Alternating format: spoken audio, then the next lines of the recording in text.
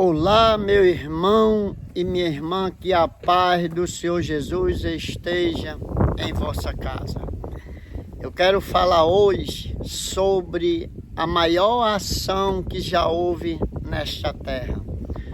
Uma ação que ela não foi executada por mente humana. Não foi a ciência, não foi a psicologia. Isto não está entregue em mão de homem. Esta maior ação que teve o poder de mudar o curso da história. Uma ação que ela tem um efeito nessa terra e tem o efeito lá em cima eternamente. Então essa ação que eu quero falar hoje com você é João 3,16, quando diz que Deus amou o mundo de tal maneira que deu seu único Filho unigênito, para que todo aquele que nele crê não pereça, mas tenha a vida eterna. Louvado seja Deus. Então a maior ação que já houve nesta terra, ela foi causada por Deus, enviando seu Filho Jesus a essa terra. Louvado seja o nome do Senhor, para executar esta maior ação já vista por ser humano.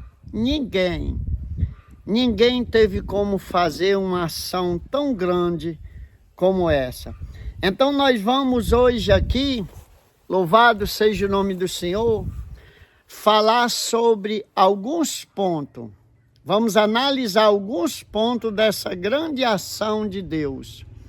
Mas desde já eu peço a você que se inscreva no canal, que ative o sininho, que dê like, e estamos juntos nesta obra.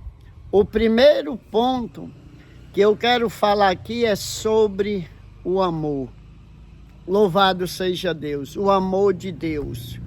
A vinda de Jesus à terra, ela foi motivada pelo incomparável amor de Deus pela humanidade. Mesmo quando estávamos diante, ou seja, distante, quando éramos pecadores e vivemos longe de sua presença, ele tomou iniciativa. Isso nos mostra que o amor de Deus não condicionado às nossas obras. Então aqui nos prova que o amor de Deus ele não é condicionado às nossas obras. O que você fez ou o que você deixou de fazer. Mesmo o homem estando distanciado de Deus, ele providenciou essa grande ação para chamar o seu povo de volta, para ter comunhão de volta, para ter contato através do seu Filho Jesus. Louvado seja o nome do Senhor. Ele tomou iniciativa, né? Então as nossas obras, mas o amor que alcança os perdidos, os fracos e os quebrantados. Esta grande obra que Deus fez foi para alcançar os perdidos, os fracos e os aquebrantados. Você conhece uma pessoa fraca? Às vezes alguém acha que aqui está falando da fraqueza de uma pessoa não poder andar, de uma pessoa não poder se levantar. Não, aquela fraqueza que você tanto tenta se firmar, mudar, e você não consegue. Você diz assim, eu não faço mais isso, mas aí você finda fazendo. Eu vou me sair disso, mas você não consegue se sair porque você é fraco. Mas ele fez esta grande obra para isso, para alcançar o perdido, aquela pessoa que você diz que não tem mais jeito, que não tem mais saída, pode estar na situação que vem estar vivendo, mas há saída para ele, há saída para ela, porque está aqui. Foi nesta grande ação que Deus fez, enviando seu Filho, para que você venha ter essa oportunidade e eu também. Mas eu falei alguns pontos, vou falar o segundo. O primeiro ponto é o amor de Deus. O amor de Deus incomparável. O amor de Deus ninguém tem como analisar. Diz que ele amou de tal maneira. Então o sacrifício de Jesus. O segundo ponto. O sacrifício de Jesus. Então, o que Jesus fez na cruz foi o maior sacrifício já visto. Ninguém nunca viu outro sacrifício comparável ao que ele fez. Alguém chegar ao ponto de ser pregado naquela cruz por causa dos pecados dos outros, para que tivesse chance de haver, ou seja, contato de novo, ligar, a ponte ligar ao Pai.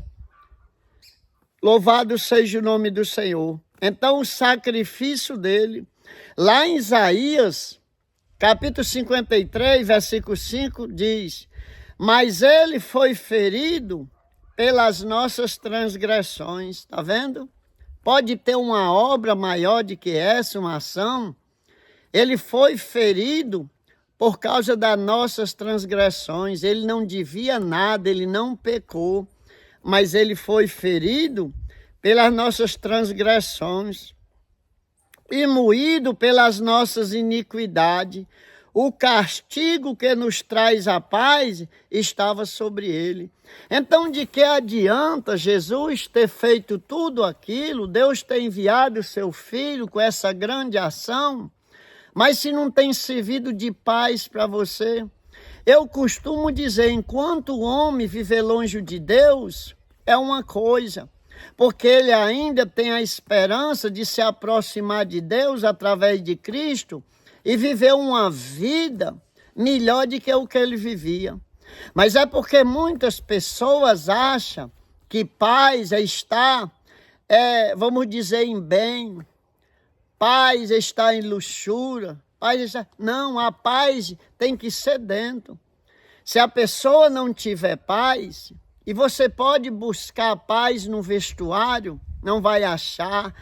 Você pode ter uma vida... Ah, pastor, o dinheiro traz o conforto. Sim, meu irmão, não estou aqui falando sobre isso, não. Eu estou falando que você pode ter uma conta muito gorda, você pode ter um armário cheio de alimento, você pode ter um guarda-roupa cheio de roupa, você pode ter piscina, ter tudo, mas você não ter paz. E você pode não ter essas coisas tudo e ter paz. Ah, mas eu não acredito nisso. Pois o problema é esse, a paz, ela é interior, a paz Jesus dá. Aquela paz que você dá graça por tudo. Então essa obra que ele fez, esse sacrifício, foi isso. Estava o castigo que nos traz a paz. Então ele já fez o pior por você e por mim. O que nós não conseguíamos fazer, eu e você, ele já fez. Então se nós buscar a paz nele, nós vamos encontrar. Se você busca a paz em coisas materiais, a gente vai achar conforto, vai achar poder de compra, mas não significa que tenha paz não, porque a paz ela vem do interior. Tem pessoas que viajam de um lugar para outro buscando a paz.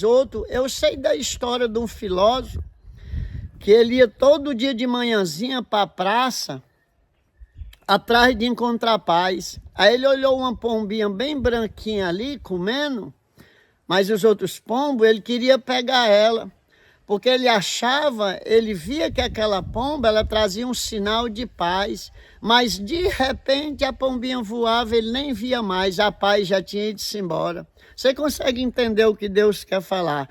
Então, ele, ou seja, que traz a paz, está sobre ele, e pelas suas pisaduras, nós fomos sarados. Louvado seja o nome do Senhor Jesus Cristo. Este sacrifício nos deu a oportunidade de reconciliação com Deus. através do que Jesus fez na cruz.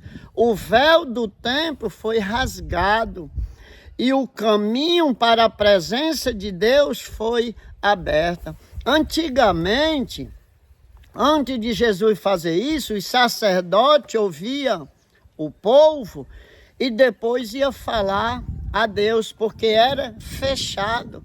Só tinha esse jeito através do sacrifício de um cordeiro ali preparado já para aquele sacrifício, para o sacerdote fazer aquela expiação. Mas aí quando Jesus veio, que fez essa ação tremenda, esta obra gloriosa, o véu rasgou-se. Ficou aí o acesso direto. Então hoje você pode ter acesso a Deus direto através do seu Filho Jesus. Quando você bota o seu joelho no chão, ou em pé, ou deitado, ou trabalhando, na hora que você se dispõe a dizer: Senhor meu Deus, ou Senhor nosso Deus e Pai, através do teu Filho Jesus, meu Deus, pronto, ali já está chegando lá. Antigamente era fechado, mas depois desta obra, por isso que mudou completamente a história. Foi rasgado o véu. Jesus é a ponte que une você a Deus. Por isso que ele diz em João, capítulo de número, quando ele diz ali, louvado seja Deus, lá no livro de João ele diz: eu sou o caminho, a verdade e a vida, né? Então, se ninguém, ele diz assim: eu sou o caminho e a verdade, ninguém vem ao Pai senão por mim. Por que ele diz que ninguém vem ao Pai? Ele já está lá, ele veio fazer a obra, para ele dizer: ninguém vai ao Pai, não, vem ao Pai, tem que passar por ele para chegar ao Pai. O terceiro ponto, a ressurreição, a vitória final. Mas a maior ação de todas não termina na cruz. Jesus venceu, irmão. Jesus venceu para você. Jesus venceu para mim. A maior ação não parou na cruz. Ela segue a vida eterna. Louvado seja o nome do Senhor. Ele ressuscitou provando que ele é o Senhor da vida e é o Senhor da outra também. Ele tem controle sobre tudo. Essa ação não para aqui não. Sua ressurreição nos dá a garantia de que o outro lado não tem mais poder sobre você. Depois que Jesus ressuscitou, ele foi o primeiro. Mas ele deixou claro que ele já venceu. Então essa maior ação aqui nessa terra, ela não parou na cruz, ela continua a vida eterna. Então o impacto, né, dessa ação, o impacto dessa ação é eterno.